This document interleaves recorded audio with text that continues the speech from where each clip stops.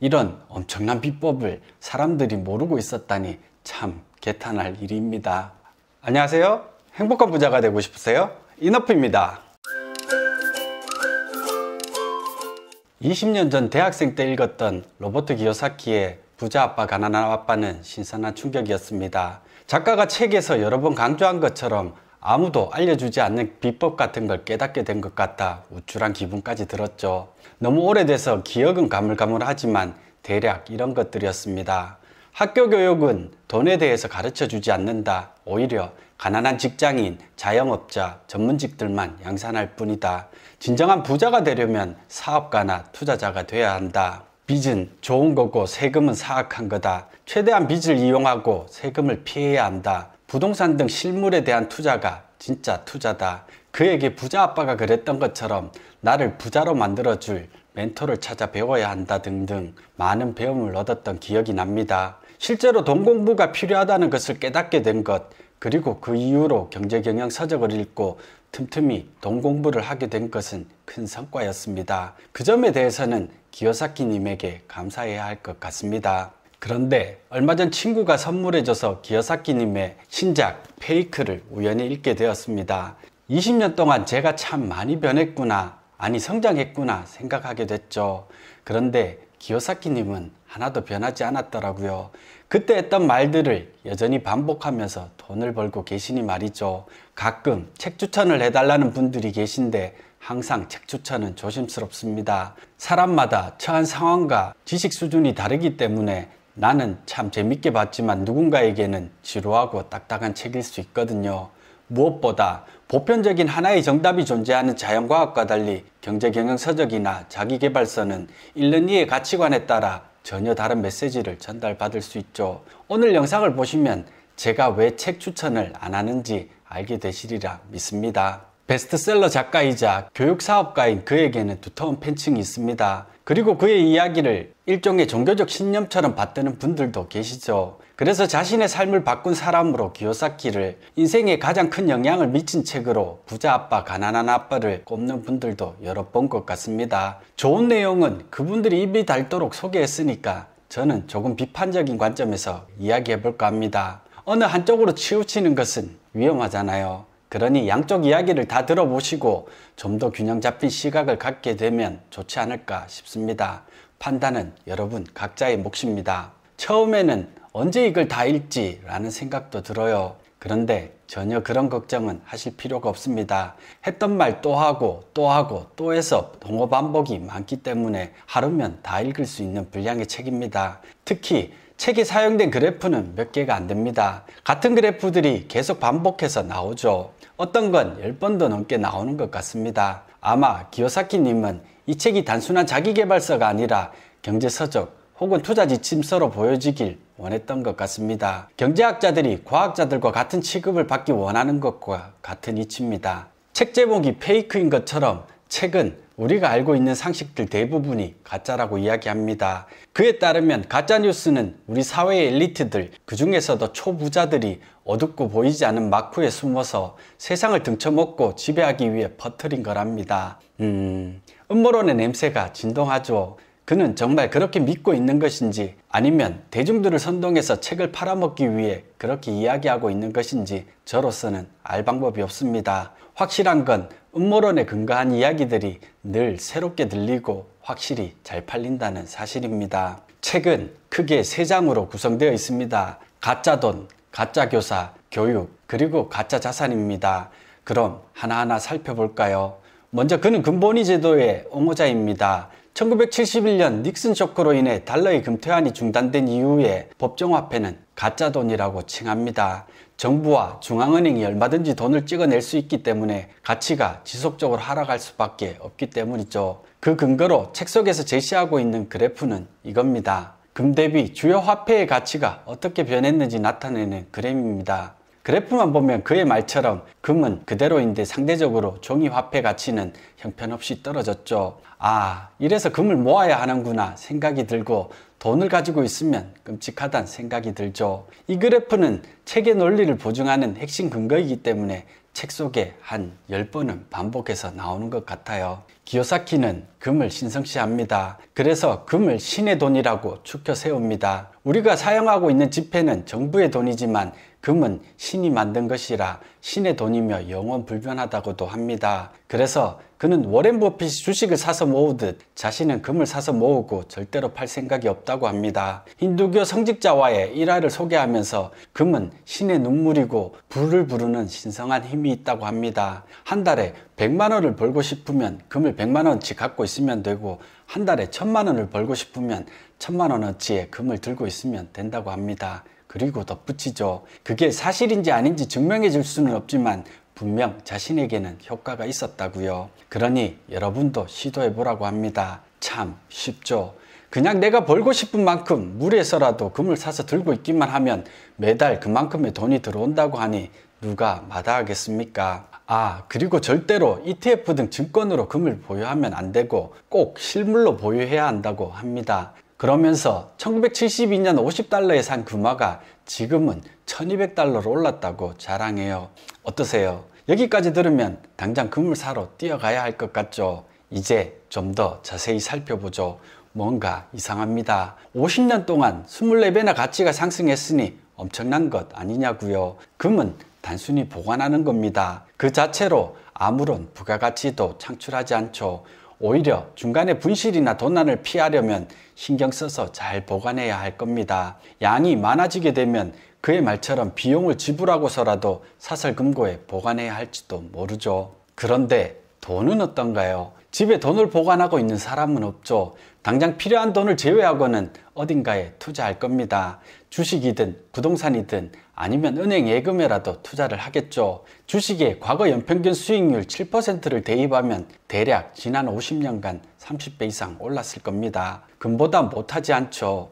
압구정 현대아파트가 1977년에 평당 55만 원에 분양됐는데 지금은 평당 1억 원 가까이 올랐으니까 100배 넘게 상승했네요. 은행 예금에 넣어뒀어도 크게 다르지 않습니다. 90년대까지는 워낙 금리가 높았으니까요. 80년대에는 연 20% 가까이 이자를 주기도 했었죠. 이렇게 보면 금이라고 뭐 주식이나 부동산 혹은 예금보다 더 나은 점은 없었던 것 같아요. 오히려 보관 비용, 분실 위험을 생각하면 투자 자산으로선 썩 좋아 보이지 않습니다. 수익률을 떠나 좀 더 극단적인 비유를 해볼까요? 기요사키가 말하는 신의 돈인 금도 모두가 그 가치를 인정할 때만 가치가 있죠.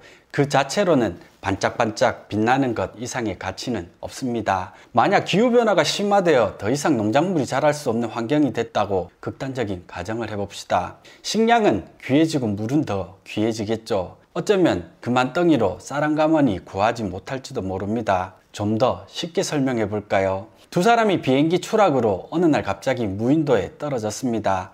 한 사람은 가방 가득 금덩이를 들고 떨어졌고 다른 한 사람은 스팸을 한가득 들고 떨어졌습니다. 스팸을 가진 사람이 금덩이와 스팸을 교환해 줄까요? 글쎄요.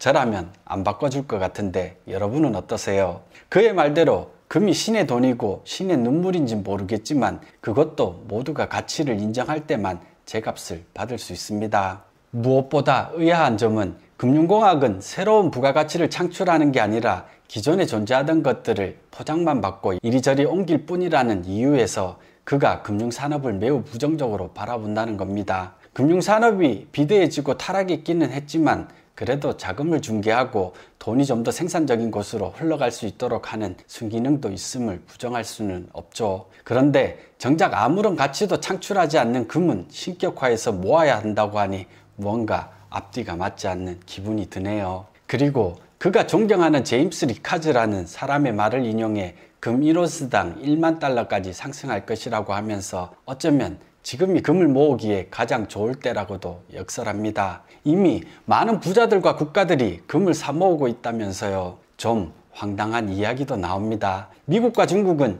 중국이 금을 쉽게 확보할 수 있도록 금값을 최대한 낮게 조작하고 있는데 일단 중국이 금을 충분히 확보하고 나면 미국과 중국이 힘을 모아 금값이 인상되도록 내버려 둘 것이라고 합니다. 이유는 더 황당합니다. 중국이 미국 국채를 엄청나게 들고 있는데 달러 가치가 하락하는 걸 보존해주기 위한 조치랍니다. 이 부분을 읽으면서 웃겨서 뒤로 자빠질 뻔했습니다. 이처럼 거대한 음모론도 아무 생각 없이 들으면 무척 그럴듯하죠. 교육 파트에서 그는 가난한 아빠의 말을 인용해서 학교는 학생들이 피고용인이 되도록 교육시키는데 피고용인은 돈에 대해 알 필요가 없기 때문에 학교에서 돈에 대한 교육을 하지 않는다고도 합니다. 그래서 학교 교육을 받을수록 가난해지고 절대로 부자가 될 수 없다고 합니다. 어디서 자주 듣던 얘기죠. 세상을 지배하고 있는 소수의 세력은 그들을 위해 일해줄 사람을 원하기 때문에 학교에서는 부자가 되는 방법 따윈 가르쳐 주지 않는다. 뭐 이런 음모론 자주 들어보셨죠. 물론 교육과정 자체가 아무런 문제가 없다는 얘기를 하려는 건 아닙니다. 교육이 시대의 변화를 앞서가지 못하고 있지만 그렇다고 음모론이 주장하는 것처럼 그렇게 타락했다곤 믿지 않습니다. 교육의 목적이 오직 일상생활에 필요한 실용 지식이라면 우리는 산수에서 공부를 끝냈어야 해요. 그런데 그 어려운 수학과 과학을 왜 배우고 있을까요? 수학을 배우는 이유는 실생활에 바로 써먹기 위함이 아니라 논리력과 사고력을 키우기 위함이죠. 실생활에 전혀 사용할 일이 없으니까 불필요하다. 이건 잘못된 논리입니다. 쉬운 예로 교육은 콩나물 시루에 물을 주는 것과 같습니다. 언뜻 보면 물은 시루 아래로 다 빠져나가 버리니까 아깝죠. 쓸데없이 물을 왜 주나 싶어요. 그런데 어디 그런가요? 물은 다 빠져나간 것 같은데 어느새 콩나물은 훌쩍 자라있죠. 눈으로 확인되지 않는다고 해서 불필요하다는 논리는 맞지 않습니다. 그는 교육 파트에서 부자 아빠의 충고에 따라 부동산 투자 강좌에 등록하게 됐다고 합니다. 그런 유료 세미나와 강좌에 열렬 팬이 됐다고 강조해요. 학교 교육은 하등 쓰잘데기 없는데 그런 강좌들은 엑기스만 모아서 짧은 시간에 핵심 비법들을 전수해주기 때문에 매우 유익하다고도 합니다. 자신이 그런 교육 사업을 하니까 그렇게 홍보할 수는 있겠죠. 그래서 부동산 강의나 자문으로 돈을 버는 유튜버들이 그렇게 기어삭기를 신격화해서 물고 빨고 하나 봅니다. 책에서는 그가 부동산 투자 강의를 배우고 강사의 비법을 흡수해서 처음 투자한 사례를 자세히 소개합니다. 18,000달러, 우리 돈으로 약 2천만 원 정도의 부동산을 자기 돈 한 푼 없이 빚으로만 매입해서 매달 25달러, 우리 돈으로 약 3만 원 정도의 현금 흐름을 만들게 됐다는 내용입니다. 투자에 필요한 건 돈이 아니라 금융 지식 혹은 투자 지식이기 때문에 그걸 돈 주고서라도 배워야 한다는 논리입니다. 어디서 자주 듣던 내용 아닌가요? 주로 경매 강의를 하는 분들 얘기죠. 신용대출로 계약금 마련하고 나머지 경락잔금은 은행 대출을 받으면 내 돈 하나 없이 건물주가 된다. 이런 얘기입니다. 그러니까 돈 주고서라도 강의를 꼭 들으라고 얘기하죠. 그는 이를 무한수익이라고 부릅니다. 내 돈 없이 빚만으로 순수한 현금을 창출한다는 뜻에서입니다. 참 근사하죠. 누구나 혹할 수밖에 없는 단어입니다. 무한수익. 그는 주식도 그런 식으로 투자할 수 있다고 합니다. 그가 예로 든 1달러짜리 주식을 100주 사서 1달러짜리 주식이 10달러까지 오르면 10주를 팔아 초기 투자금 100달러를 회수하고 나면 그 다음부터는 무한수익의 사이클에 들어간다고 이야기합니다. 참 말이 쉽죠. 1달러짜리 주식이 10달러가 되고 그러면 금세 원금을 회수하고 내 돈 한 푼 안 들이고 무한수익을 얻게 되니까요. 이런 엄청난 비법을 사람들이 모르고 있었다니 참 개탄할 일입니다. 그런데 그의 말이 실현되려면 부동산은 한순간도 가격이 내려서는 안 됩니다. 대출이자가 오르면 더더욱 안 되고요. 부동산 가격이 조금이라도 내리게 되면 은행은 담보 부족을 이유로 대출금을 회수하려 할 것이고 이자 비용이 오르게 되면 임대 수익보다 대출이자가 높아져 현금 흐름이 마이너스가 될 테니까요. 물론 역사적으로 봤을 때 부동산은 꾸준히 우상향했습니다. 하지만 늘 직선으로 상승만 했던 건 아니에요. 약간씩 등락을 겪으면서 지그재그로 상승을 했었는데 그중 하락기에 걸리면 100% 대출로 마련한 부동산은 은행에 넘어가고 투자한 원금을 몽땅 잃게 되죠. 물론 그의 말대로 무한수익 사이클이 이루어지기만 하면 엄청난 부자가 될 겁니다. 내 돈 한 푼 없이 수십, 수백억 원의 자산도 취득할 수 있으니까요. 하지만 이는 나심 탈렙이 설명한 러시안 룰렛 게임과 비슷합니다. 방아쇠를 당겨 죽지 않고 무사하면 1억 원씩 버는 러시안 룰렛 게임에 참여한다고 해봐요. 운이 좋아 수십 번 성공한다면 수십억 원을 벌겠죠. 그런데 만약 운이다에 한 번만 삐끗하게 되면 모든 걸 잃습니다. 러시안 룰렛 게임에서 잃는 건 생명이고 투자 시장에서는 전 재산이 되겠죠. 그건 투자가 아니고 투기고 도박입니다. 부자 아빠, 가난한 아빠에서부터 최근적인 페이크까지 수십 번 넘게 언급된 그림입니다. 부자가 되려면 우측에 있는 사업가나 투자자가 되어야 한다는 말은 귀가 닳도록 들으셨죠. 그 이유 중 하나가 각 직업군별 세율의 차이가 너무나 크기 때문이랍니다. 봉급생활자는 40%, 전문직 종사자나 자영업자는 60%, 사업체 즉 법인은 20%, 마지막으로 투자자는 0%랍니다. 물론 자료 출처나 근거 따위는 따로 없습니다. 기요사키의 스타일이죠. 출처나 근거 따위는 아무도 관심이 없다고 생각하는지 별도로 언급하는 일은 거의 없습니다. 남의 말을 인용할 때만 가끔 누군가 이런 말을 했다. 그들도 나와 같은 생각을 하고 있다. 거 봐라. 뭐 이런 식이죠. 아마 좌측편에 있는 직업군은 최고 세율을 적은 것 같고 우측에 있는 직업군들은 요런껏 요리조리 세금을 회피했을 때 낼 수 있는 최저 세율을 표기한 것 같습니다. 뭐 어쨌거나 노동소득보다 자본소득에 더 낮은 세금이 부과되는 건 사실입니다. 하지만 그가 제시한 논리가 좀 웃깁니다.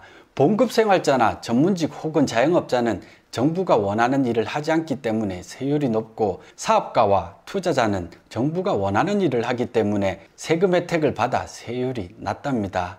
여러분도 그 말에 동의하시나요? 저는 참 웃긴 얘기 같은데요. 좌측편에 있는 직업군은 과세하기 쉽고 또 빠져나갈 구멍이 많지 않기 때문에 높은 세율을 부담하게 되고 우측편에 있는 직업군은 과세가 좀 복잡해서 세법상 이런저런 예외 조항들을 두고 있기 때문에 유능한 세무사, 회계사들의 도움을 받아 요리조리 빠져나갈 구멍이 많으니까 세율이 적지 않나 싶어요. 뭐 불법만 아니면 문제될 게 없다고 생각할 수도 있겠죠. 하지만 그건 아니라고 봅니다.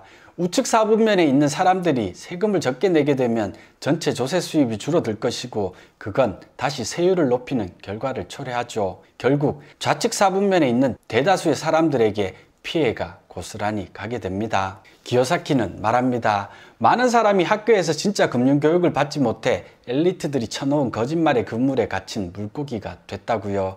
그래서 학교에 가고 직업을 얻고 세금을 내고 돈을 저축하고 집을 사고 주식시장에 투자하는 거랍니다. 평범한 대부분의 사람들, 성실하게 살아가는 사람들을 바보 멍충이로 취급해버렸죠. 그는 또 연준 의장인 벤 버냉키가 2013년에 겨우 2억 원 남짓한 연봉을 받은 것을 두고 이상한 논리를 펴니다. 사업가들은 고작 그 정도의 돈을 벌기 위해 일하지 않는다고요. 그게 봉급생활자와 사업가의 차이라고 하는데 실소를 금할 수 없습니다. 그의 말대로 돈을 기준으로 모든 가치를 판단하면 국민을 위해 봉사하는 모든 공공기관의 사람들은 가치 없는 일을 하는 불쌍한 사람이 돼버립니다. 교사, 공무원, 의사와 같은 사람들도 장사꾼보다 돈을 못 벌면 멍청하고 가치 없는 일에 종사하는 사람이 돼버리고요. 기요사키를 유명하게 만들어준 자산의 개념입니다. 내 주머니에 돈을 넣어주는 것은 자산이고 내 주머니에서 돈을 빼가는 것은 부채다. 쉽고 명쾌하면서 직관적입니다. 그는 여기에 그치지 않고 이 개념을 사람에게까지 확장합니다. 그래서 가족, 친구, 동업자, 동료 등등 대부분의 사람을 부채라고 과감하게 주장합니다. 내게 돈을 가져다 주기보다는 비용을 지불하게 하는 일이 많다는 이유에서요. 참 씁쓸하죠. 물론 그가 언급한 것처럼 가족이나 친구가 경제적으로 짐이 되기도 합니다. 하지만 돈으로 값어치를 매길 수 없는 가치를 주기도 하죠. 저는 사람이 부의 원천이라고 굳게 믿고 있기 때문에 그의 말에 절대 동의할 수 없습니다. 주위 사람들의 도움 없이 혼자 부자가 된 사람이 있을까요? 저는 없다고 봅니다. 여러분은 어떠세요? 그는 진짜 금융교육을 받았지만 제도권 전문가들은 학교에서 가짜 교육을 받았다고 얕잡아 봅니다. 무슨 자신감인지. 아무튼 주식이나 뮤추얼 펀드, ETF 등 종이 자산은 가짜 자산이라고 힘주어 말합니다. 아마존의 제프 베조스는 진짜 부자인데 직원들의 평균 연봉을 12초마다 벌어들이고 있으며 그건 그가 아마존의 주식을 8천만 주나 갖고 있기 때문이랍니다. 뭔가 앞뒤가 맞지 않는 것 같죠. 주식은 가짜 자산이라고 하면서 제프 베조스는 아마존의 주식을 많이 갖고 있어서 진짜 부자라고 하니까요. 퇴직연금이나 펀드 등은 수익의 대부분이 수수료로 다 빠져나가기 때문에 가짜 자산이라고 하면서 수수료 비율이 월등히 낮은 ETF나 인덱스 펀드도 하나로 묶어 취급하는 걸 보면 뮤추얼 펀드와 인덱스 펀드의 차이를 알고는 있는지 약간 의심도 들어요. 훌륭한 분이시니까 다 알고 있지만 일부러 금융자산을 폄하하기 위해서 모른 척 하는 거겠죠. 그는 투자자의 알파벳 I가 내부자라는 뜻의 인사이더도 된다고 합니다. 그는 늘 내부자 거래를 옹호해 왔습니다. 자신은 부동산 업계의 내부자고 그래서 부동산 투자를 선호한다고 당당히 밝히고 있죠. 그러면서 부동산 중개 수수료를 깎는 행위는 멍청한 짓이라고 합니다. 중개인과 파트너가 되기 위해서는 정해진 수수료 이상을 주어야 한다는 얘기도 하죠. 뭐 틀린 말은 아닙니다. 실제로 그렇게 해서 부자가 된 사람도 많으니까요. 중개인은 매수자와 매도자 사이에서 중개 역할을 하게 됩니다. 그런데 한쪽에서 큰 돈을 제시받으면 어떻게 될까요? 당연히 공정하게 중개하기보다는 한쪽에 치우쳐서 거래를 성사시키겠죠. 그러면 한쪽은 손해를 보고 한쪽은 득을 볼 겁니다. 부동산은 거래 금액이 워낙 크니까 그 손해와 이득도 상당할 거고요. 쉽게 예를 들어 볼까요? 가령 적정 가격이 1억 원짜리 부동산을 매도자는 1억 500만 원을 받아달라고 합니다. 그 이상 받게 되면 중개사에게 다 주겠다고 제시를 하죠. 그러면 일부 중개사들은 그걸 1억 1천만 원에 거래시키기 위해 온갖 수단을 동원할 겁니다. 물론 대부분의 선량한 중개사분들은 그런 제안을 거절하겠지만요. 아무튼 그가 책에서 자세히 밝히고 있진 않지만 중개사와 파트너가 되라 혹은 내 편으로 만들어라 하는 내용은 아마 이런 식의 그릇된 인센티브 제공을 의미하는 걸 겁니다. 그의 책에 가장 많이 나오는 표 중 하나를 더 살펴볼까요? 가짜 돈 때문에 부자는 더 부자가 되고 대중들은 가난해질 수밖에 없다고 하는데요. 책 전체에 10번은 넘게 언급된 것 같습니다. 자주 보던 그래프죠. 주로 자유방임 시장경제의 문제점을 언급할 때 쓰이는 표입니다. 기요사키는 자신의 주장을 뒷받침하는 근거라고 제시하고 있으니 똑같은 현상을 보고도 이렇게 다른 해석을 할 수 있구나 새삼 놀랍습니다. 80년대 이후 모든 것을 시장에 맡겨야 하고 작은 정부가 답이라는 사상이 발화하면서 생긴 부작용으로 자주 언급되는 그래프죠. 세율을 인하하고 정부의 역할을 줄인 것에 대한 부작용으로 빈부격차가 극에 달하고 있으며 이처럼 극심한 빈부격차 뒤에는 항상 크나큰 경제위기 혹은 공황이 찾아왔기 때문에 지금이라도 더 늦기 전에 격차를 해소하기 위한 노력이 필요하다는 내용이죠. 과도한 부채를 경고하는 목소리와 빈부격차를 확대시키는 과세제도, 시장의 폭주를 제어하지 못하는 정부, 사상 최대로 부풀어 오른 부동산과 자산시장의 거품에 대한 우려의 목소리가 커지고 있는데 기요사키는 나는 부동산을 좋아하고 빚을 최대한 이용하고 세금은 최대한 적게 내는 걸 좋아한다 라고 떳떳하게 말합니다. 그리고 독자들을 향해서 자신처럼 해야 부자가 된다고 시종일관 말하죠. 그의 추종자들은 또 그의 논리를 설파하면서 돈을 법니다. 참 안타까운 일이죠. 제가 감히 범접할 수 없는 분에 대해 부정적인 의견들만 늘어놓은 것 같아 죄송스러운 마음이 듭니다. 분명 누군가는 빽 하며 달려들 겁니다. 헛소리 집어치우라고 말이죠. 좀 늦었지만 수습해볼까 합니다. 그의 이야기가 분명 누군가에게는 영감을 줬을 것이고 큰 도움이 됐을 거란 걸 부인하지는 않습니다. 저도 그가 했던 말 중에서 사업가에게 가장 중요한 능력은 무언가를 판매하는 능력이다 라는 말에 전적으로 동의합니다. 그가 한 말은 아니고 그의 부자 아빠가 해줬다는 말입니다. 이 주제에 대해서는 언젠가 좀 더 깊게 다뤄볼 생각입니다. 제가 책을 읽으면서 가장 놀라웠던 부분은 그가 영적 분야의 대가들에게서 배움을 청하고 규칙적으로 명상을 하기 위해 노력하고 있다는 부분입니다. 책에 언급된 에크하르트 톨레가 지은 지금 이 순간을 살아라를 이 기회에 다시 한번 읽어봐야겠다는 생각도 들었습니다. 그의 책을 통해 얻은 가장 큰 수확입니다. 20년 전 처음 그의 책을 읽었을 때는 음모론에 동조하며 그의 이야기를 맹목적으로 받아들였지만 그동안 저도 많이 성장하고 변했나 봅니다. 20년 만에 새로 읽은 그의 책에서는 비판할 내용들만 이렇게 많이 보이는 걸 보면 말이죠. 여러분도 책을 읽을 때 작가의 생각을 맹목적으로 받아들이기보다는 하나하나 따져보는 습관을 기르셨으면 좋겠습니다. 혹 제가 잘못 알고 있는 부분이 있었다면 언제든 댓글 달아주시면 인정할 건 인정하고 보충 설명드릴 건 또 설명드리도록 하겠습니다. 어느덧 여름이 다 지나가고 벌써 추석이네요. 여러분 행복한 한가위 되세요. 고맙습니다.